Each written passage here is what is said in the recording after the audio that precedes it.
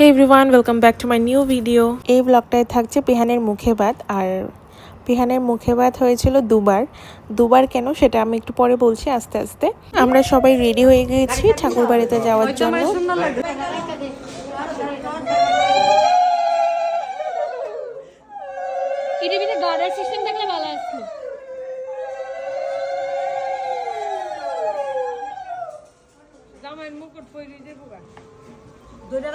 সেদিন খুবই গরম ছিল, ঘেমে তো মানে অস্থির।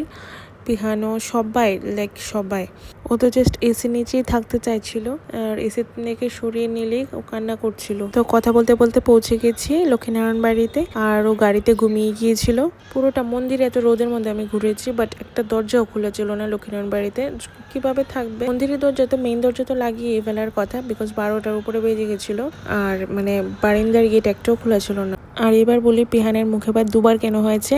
টাইম হয়ে গিয়েছিল মুখে ভাতের, মানে টাইম শেষের পথে। টাইম থাকাকালীন মন্দিরে বসেই ওকে মুখে ভাত দেওয়া হয়েছিল। আর এখানে আমি ওকে বসে বসে একটু খুশি করার চেষ্টা করছিলাম, বিকজ ও ঘুমিয়ে গিয়েছিল। মন্দিরে মুখে ভাতের টাইমেও ঘুমিয়ে গিয়েছিল, বাড়িতে যখন আবার এসে দিয়েছিল তখনও ঘুমিয়েছিল, বিকজ ওর ঘুমের টাইম হয়েছিল। ওকে ওর 3 মামা দিয়ে দিয়েছে আর 2 দাদান দিয়ে দিয়েছিল। একটা হচ্ছে বাড়ির দাদান, একটা হচ্ছে আমার বাবা। এরপর আমরা চলে গিয়েছিলাম একটু ফটো তোলার জন্য। অনেক গরম দিয়েছে।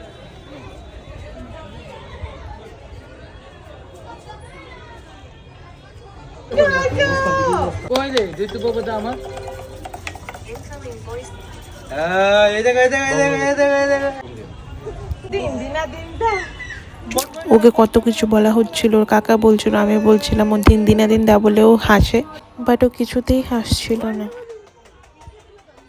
এরপর আমরা বাড়ির উদ্দেশ্যে রওনা দিয়ে দিয়েছি। তো ব্লগটা এখানে এন্ড করছি। ভালো লেগে থাকলে একটা লাইক করে দিও, and see you in the next video. By.